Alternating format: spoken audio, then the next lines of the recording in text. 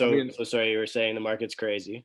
market's crazy. I think that this is my fifth year in real estate, and this is certainly the longest period of time that I've seen the market be hot for.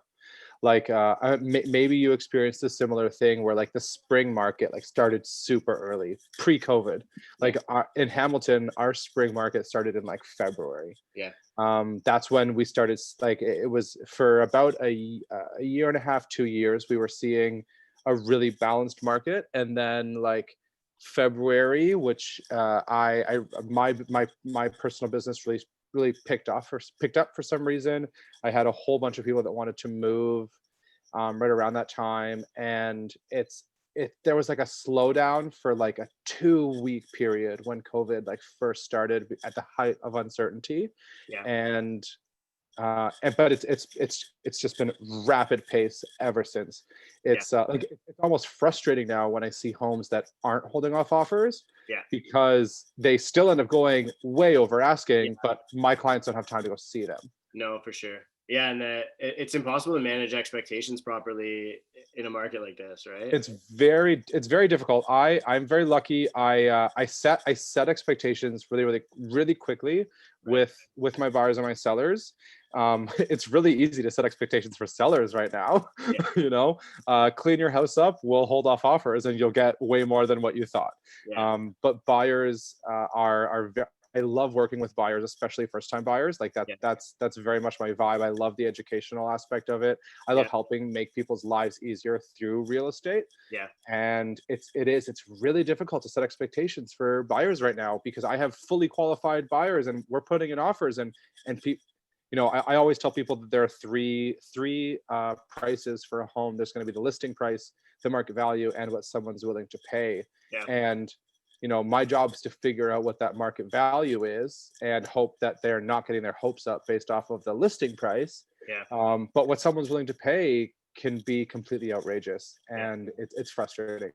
yeah, for sure, for sure. What from a micro perspective, like your primary business would be around Hamilton, right?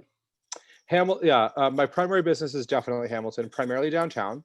Okay. Hamilton's a really unique beast. I mean, Toronto's must be similar. It's where like we don't just have like neighborhoods. The vibe can change halfway up a street Yeah, depending yeah, on if you cross King Street, or if there's a halfway house in some of like the most desirable neighborhoods in Hamilton. And I'm glad that those exist. Those places need to exist, for sure. but it can affect perception of value. Yeah, And it's we get into a little bit of trouble when we see like out of town listing agents or out of town buying agents coming in, because I just don't think that they're providing their clients the best service that they should be. especially like Hamilton. I had this conversation with Oh, an agent who is very active on I the think Berry board, that and like you are there's almost like this predatory mentality okay. around the what like you know local agents taking advantage of city agents because literally have no clue what they're doing, honestly, right? Like and I and have 100% taken advantage of city agents. right, and this is what's evolving in the market right now, because there's like that the data that I was presenting was like there's so many agents from the city who are traveling so far to get a transaction right now because the volume in the city has dropped. Like, I mean, you take a snapshot of September last year, which wasn't even really a great like No, hot market for the urban area, like for Toronto. But you'd be like, if you took the GTA or Ontario, Toronto takes up a big chunk of that volume. of And course. it decreased by like to 50% of what it was in total volume share last year.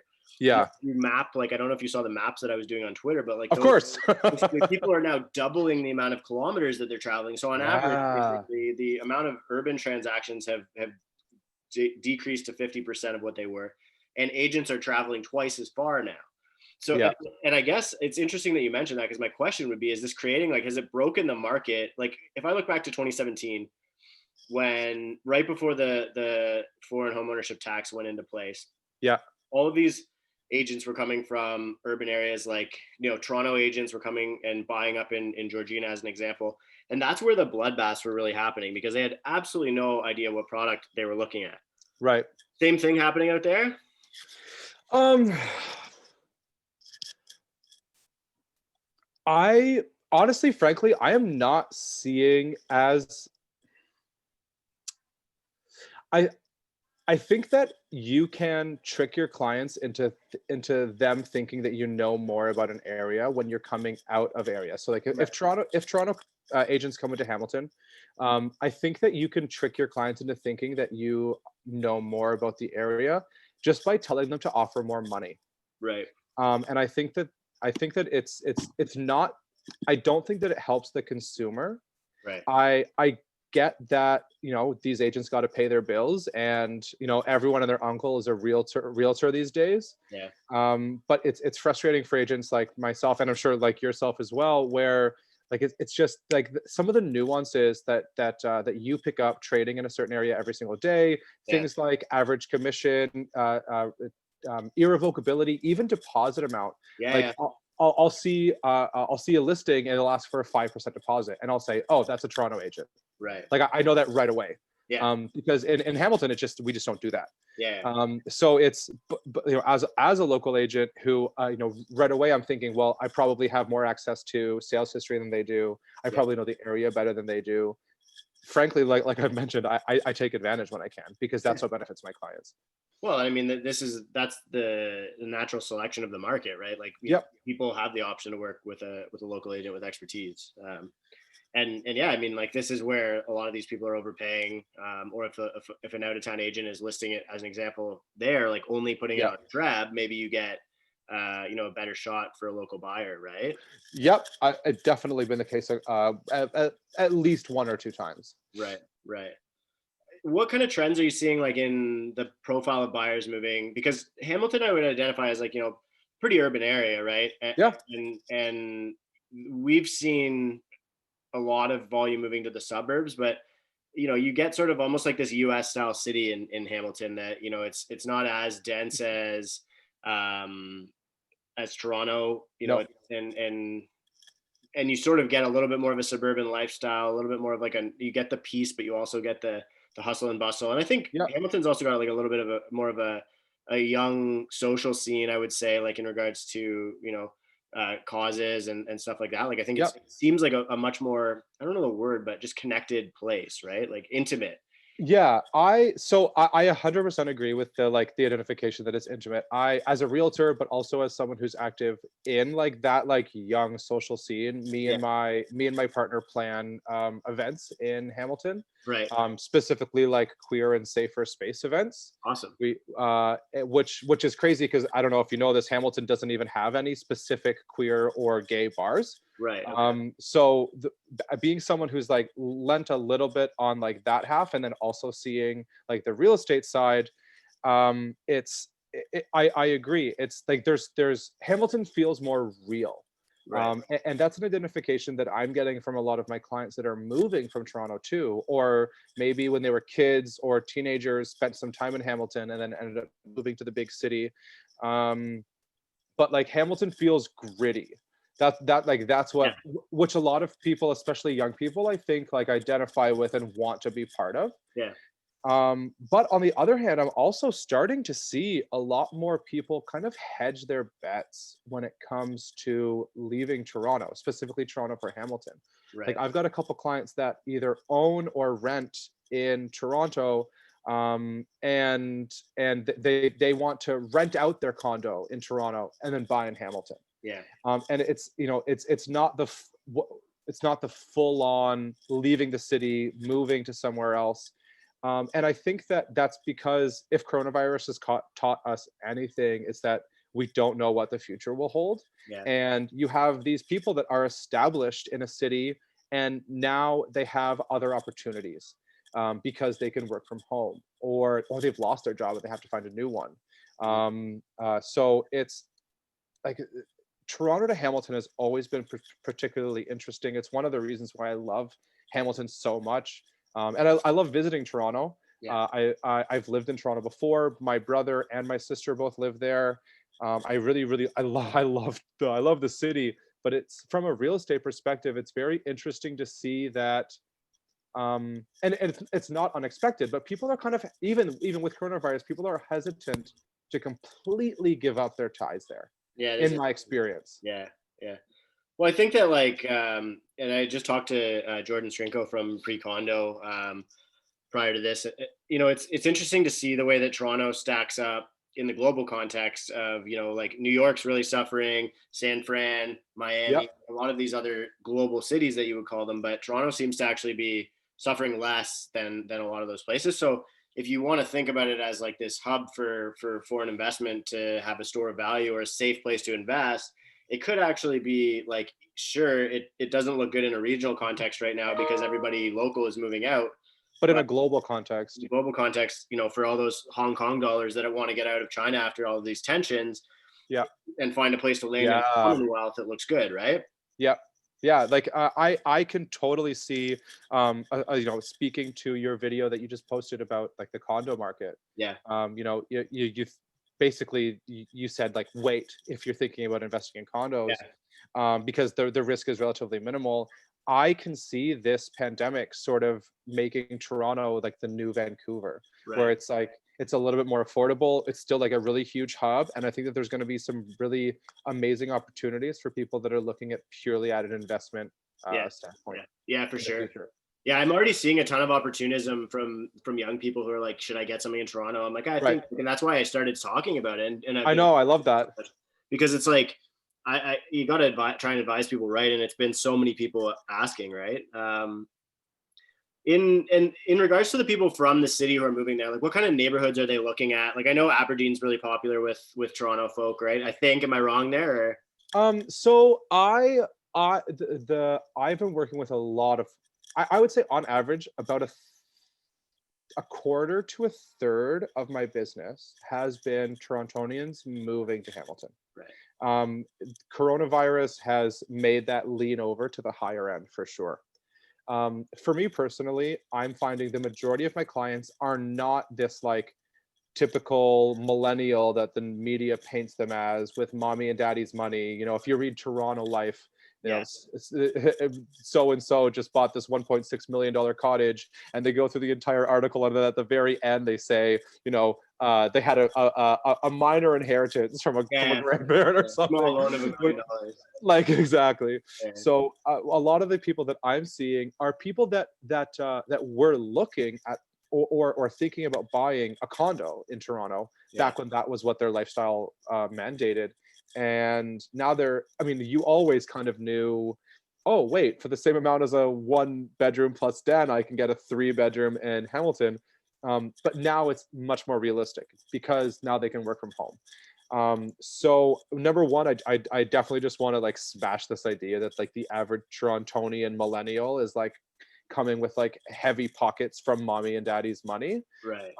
And two, the neighborhoods that they're looking at, I find over and over again, I hear these people say like, I want something that's like Toronto, and that's why they like Hamilton, Yeah. because Toronto's 40 minutes away. It's still got that hustle and bustle. It's got that vibe, but more often than not, I hear like, we want old Parkdale vibes. Right. Like we want to feel connected to the city that we're in, and they had kind of foregone that idea that they could ever really genuinely feel connected in Toronto because they felt that they were resigned to a shoebox in the sky. Yeah. Yeah. So they're looking for up and coming is like the number one thing that I hear from buyers. So not necessarily the like Aberdeen area, Kirkendall, the Kirkendall neighborhood where homes are already at like 750. Right. People coming in with like a 650 budget and saying I'd really rather not spend more than 600. In Toronto, they knew that they'd have to stretch it, but in Yeah. Hamilton, they feel that they don't have to. And we're looking in neighborhoods like Crown Point, Corktown, which is where I live, Delta, Blakely, all these neighborhoods that are like, they're almost, they like when you're in the neighborhood, they feel like suburbs, but you're still a 10-minute walk to the closest cafe, park, Yeah. 10-minute walk to a main street where there's public transit. That's what I'm finding is it's this up and coming neighborhoods. Yeah. And what else I really love, also to your point, this idea that like Hamilton and young people are a little bit more forward on a lot of social issues, is that they don't want to move into. I've been finding they don't want to move into neighborhoods where they are causing gentrification. Right.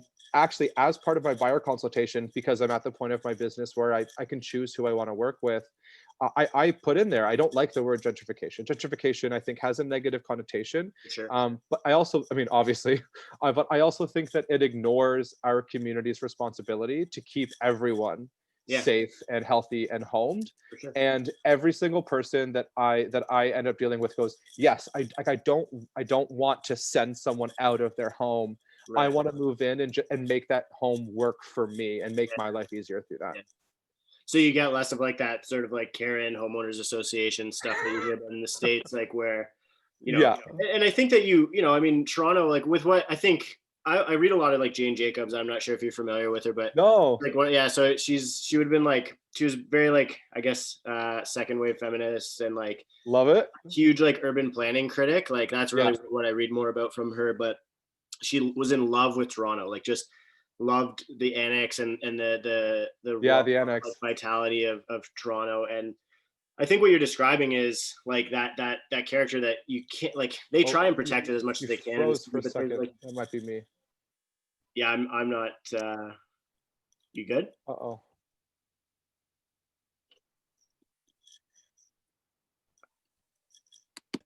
Yeah, so like so basically Jane, she did like all of these walks. She used to direct walks through the city and just like take people through. And she was a huge fan of Toronto by comparison to New York. Okay. And I think that, and I always have said like, what would Jane Jacobs say about Toronto today? Because I think we've erased a lot of that culture. There's like just this, and it Yeah. happens like when you want to go that global city, when you want to play in that game, you have to Yeah. like almost have this layer of capitalism that erases like, and that's what it is. It is those boxes. It's the cookie cutter, same Yeah. floor plate for 50 stories, like identical units. You have to have that manufacturing, mass production to your house. Efficiency. Yeah, it's economies of scale, right? But I Yeah. think that there are like Hamilton exists as a place where that doesn't have to be the case anymore, and people Yeah. can go there. And that's what I like. I was there yesterday, and I just like I loved it. I love seeing the energy. So many, like there's more people out walking in Hamilton than Yeah. I would have seen in Toronto Oh, that's awesome. the same day. Yeah, Yeah. seriously.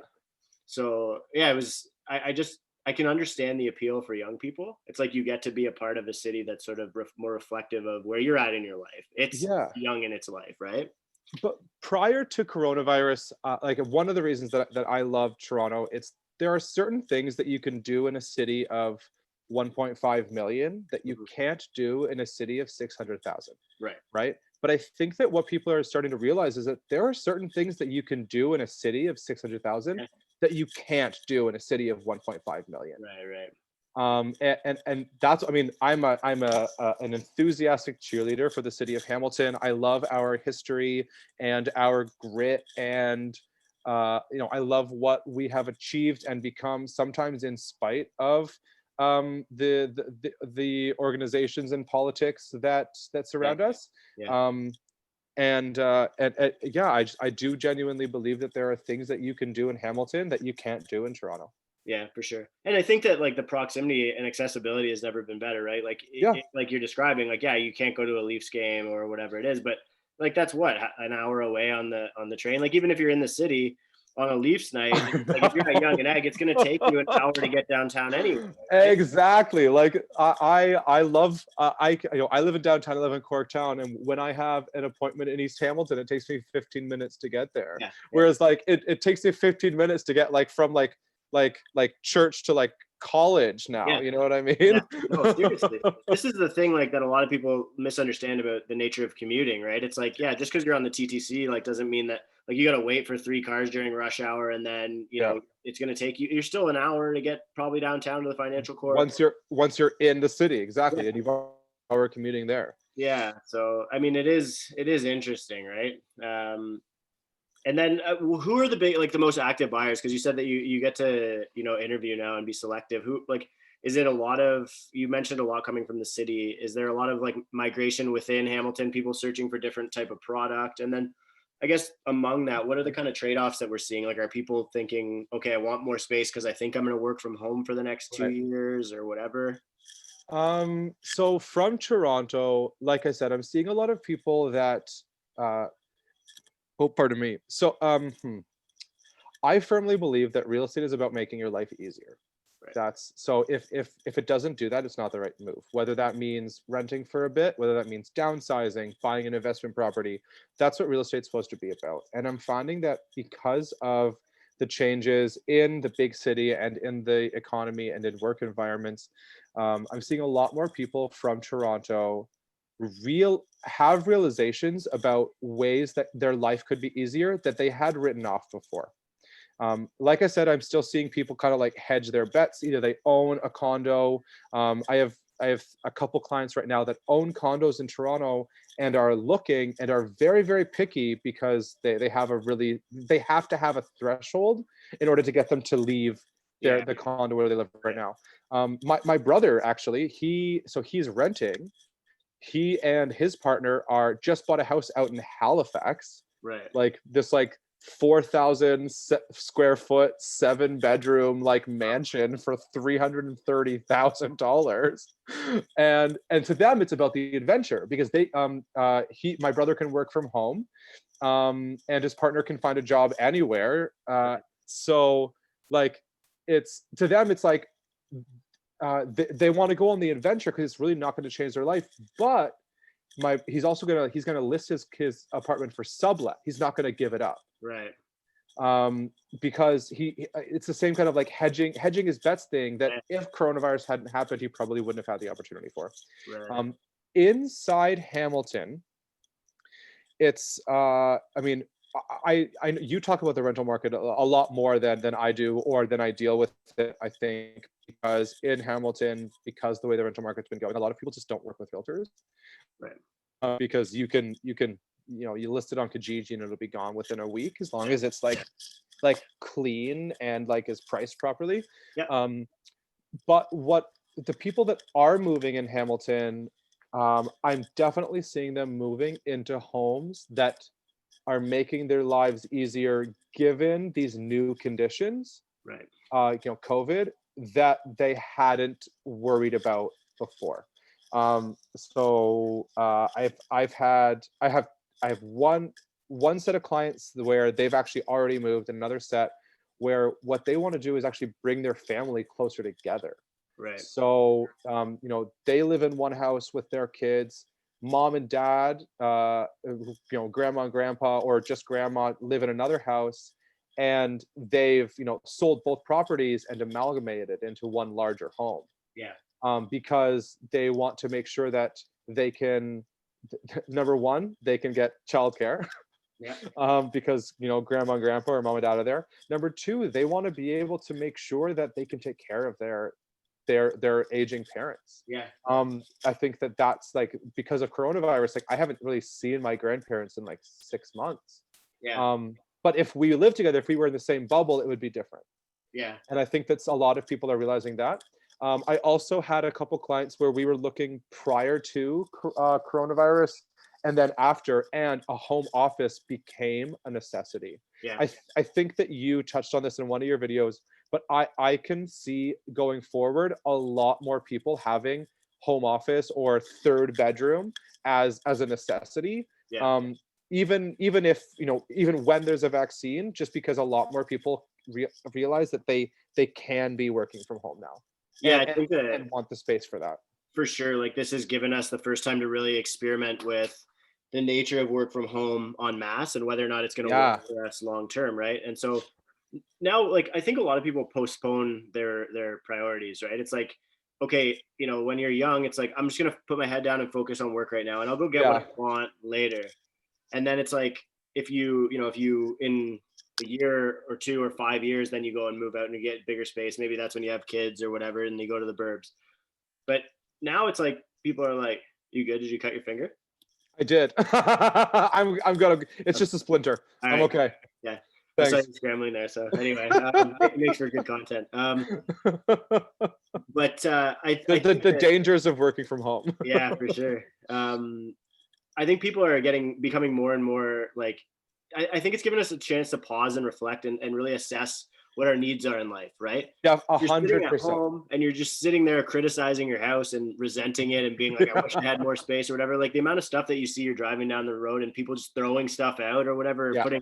doing curbsides or garage sales. So I think that that's been interesting to see come into the market. I guess the only other piece that I wanted to discuss before we sign off, because I want to be respectful of your time, when you mentioned the rental market, like, and you know, your brother and other people Yeah. exiting from a lease, like a lot of people are trying to figure out where are all of these vacant leases going? And I would say, I think a surprising number of them are actually entering the housing market, right? Because it's like, Yeah. a lot of young people were like, okay, well, now credit's so cheap, and now it Yep. looks like I don't need to be in the city, and they Yeah. didn't want to be in the city really anyway, and they were just paying crazy amounts of money because it was the only way for them to really, really dive in on their career, right? Yep. Now they don't Yeah. have to have that exposure, so it sort of almost presented an opportunity for young people to go and get into the housing market in a place Yeah. that they might be more comfortable doing so. Yeah. Are you seeing a lot of people buying who are coming from leases elsewhere? Like, because for me, it's been a surprising amount of like first time, or even like people who Yeah. just exited the market and then are getting back in or whatever. 100% yes.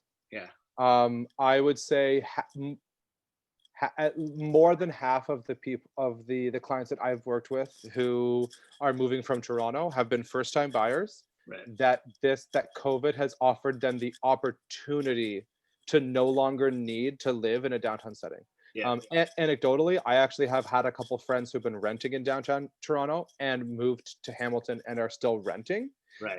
One's like an assistant prof who writes papers for research studies, and she's paying the same amount but has like a giant 1-bedroom apartment all to herself, whereas before she was renting a room in the annex. Yeah. But from the buying side, it's a lot of people are realizing, oh shit, like I don't have to be in Toronto anymore in order to hustle and make money. Yeah.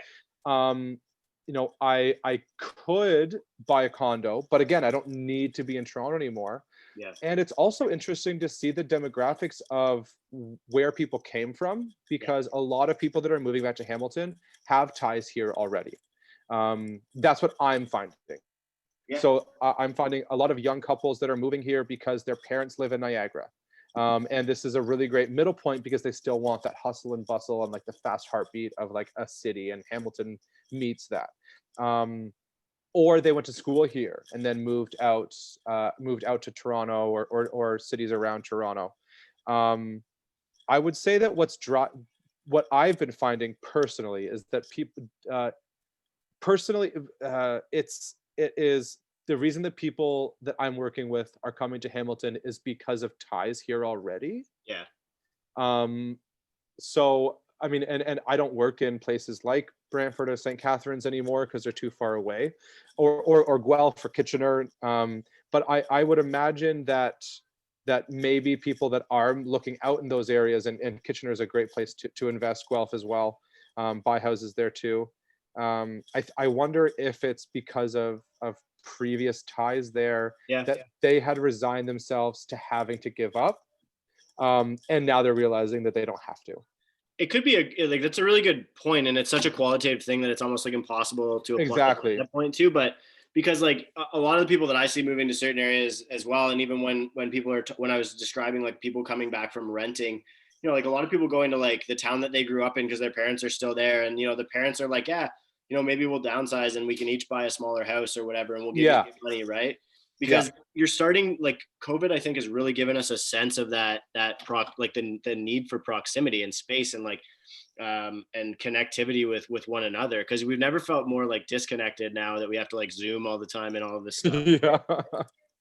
So it is a really, really good point, and I'm interested to see what kind of you know, data and stories comes out about that in the future of how we started to kind of like, you know, get that homing device going around that. And then but then you do see a lot of stories like what your brother, you know, you said like so he left Toronto to go to Halifax. Yeah, he's like he thought that he'd be stuck in Toronto, and he loved Toronto, and realized, wait, you know, for half the price of a 1-bedroom condo, I can buy a 7-bedroom home and can, you know, not sacrifice my income or his quality of life and go on an adventure.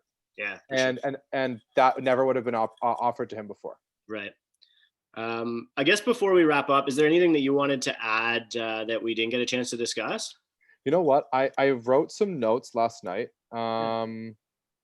I think that the one thing that it's this like very classic idea. You know, the best time to have planted a tree was 10 years ago, Yeah, and the second best time is right now. yeah, I think that there's a lot of uncertainty, and a lot of people try to time that uncertainty to be at a certain, like well, you know, you said with the condo market, it's not too much of a risk to just wait and see if it goes down. I think the housing market, detached homes in Toronto and in Hamilton, like I have clients that were looking pre-pandemic. Pandemic happened, they wanted to put on hold, which I totally understood. And then we saw the uncertainty decrease, and they said, no, it's like there's still too much uncertainty for me, even though they didn't lose their jobs. And now they're at a point where they can no longer afford the types of homes that they right. wanted. Yeah, um, None of us have a crystal ball. And even if we did, it'd be very difficult to read what the future is going to look like. yeah, I think that for a very long time, because of the way that homes were increasing, people were considering real estate like almost exclusively as an investment. yeah, Um, yeah. It that really, really jaded our perspective towards it. I think I do think so, and I think that we need to get back to this idea that real estate should make our life easier, and Yeah, that easier isn't just quantitative when it comes to value and money. right. So I think that if it's affordable, if it's feasible, and if it makes your life easier, make the move, Yeah. because you owe it to your future self to do so. I would say like I typically will always argue the same way. Like, people are always like, everybody wants to know, like, is it a good time? Is it a good time? Yeah, I don't know. I mean, I'm like, like, let's just say either you buy it and the market crashes tomorrow, or yeah, you buy it and the market skyrockets tomorrow. I'm like, those are risks or potential outcomes, regardless, positive or negative. But if you just yeah. eliminate that from, like, assume that it's just going to stay at zero, or that it Yeah. doesn't matter. Like, what you have to start Fuck, I lost eliminating. you again. Did you? You froze for a second. Oh, sorry. So, but like, to me, it's, you have Oh, to I'm start. sorry. So to me, it's like starting to eliminate variables from that equation. So if it's not going to grow, would you still buy it, right? If Yeah. it's or if it's not going to crash, would you still walk away? So, like, because the point with real estate is, it's not whether what's going to happen in the future. And this is like with most things in life. You can't focus on things that are outside of your control. What you Yeah. can control is the day that you purchase the property, especially if it's an investment or if it's a mortgage, like, Yeah. that you're paying. Yeah. Every time you pay your mortgage, every month that goes by, it's principal towards, like, and so Yep. you're relieving yourself of the opportunity cost of renting, or whatever it is, for a Yes. first time home buyer, or if it's an investor. If the property loses 12 grand, or if it goes up in 12 grand by the end of Yeah. the year, if you got $1,000 a month in principal paid off on this Yeah. property, Then that's, then you're yeah, and that's something that you can verify. Like, that's empirically verifiable. That doesn't You yeah. don't have to guess. You don't have to understand the economy. Yeah. You don't have to have a crystal ball, because nobody does. But what you know is that somebody's going to pay you rent, or you're going to pay your mortgage Yeah. for 12 months. So there is a time advantage to having property. Like, you Yeah. should there isn't, and that's where it becomes a qualitative decision. It's just Yeah. like, do you want that, or do you want Yeah. to sit around and wait and try and theorize whether or not it's the right time to enter, Yeah. right? Yeah. Yeah, I would agree with 100%. that for sure. I mean, that's what one of I think that a lot of your videos have influenced, or at least elevated my opinion of the way that real estate should work. Yeah, And one of the reasons that I've loved your page for so long is because I found that you have a lot of the same values that I do. good. I really appreciate that, honestly. And it's nice to have a conversation about it and really get your local market insight. Like, I can tell that you really care a lot about your clients and your city. Thank you. And you have it shows in your understanding, because that was a very, like, intimate discussion. I'm very much a numbers guy. Like, I'm not Yeah. super qualitative, but it's nice to really hear that sort of from, like, the heart of understanding the area. Thanks, my friend. Yeah, I've been looking forward to having the conversation for a while, and I really appreciate the insight that you provided towards Hamilton. If people want to reach out to you, if they're interested in Yeah. buying out there, first time home buyers want to pick your brain just about the market or whatever, where would you like them to touch base with you? I've made a point of being as flexible as possible with my Okay. communication, because I know that it's different for everyone. My email is adamgeorge@kw.com. Okay. My Instagram is @agentadamgeorge. That might be changing soon. I kind of just started a real estate team with a friend and new agent of mine. But Adam George at kw.com. Adam George Palios, that's P as in property, ALIOS as in sold. You can Google me, and my phone number 905-973-2326. I won't put the phone number in the show Okay. notes because you'll get a bunch of spam calls. Honestly, you don't. Oh, want fair. Yeah. You're totally. But yeah, But yes, I'll put all your socials in the show notes so people can reach out to you. And yeah, honestly, is there anything else you wanted to add before we sign off? I thank you so much for this opportunity. I've looked up to you and your content for a long time, and I feel so grateful to be a part of this. Yeah, likewise. I'm really grateful to have you on the show. So hopefully we can you and I can get a deal done together soon. Can't wait. All right. Thanks. Take care. Thanks, brother. Take care.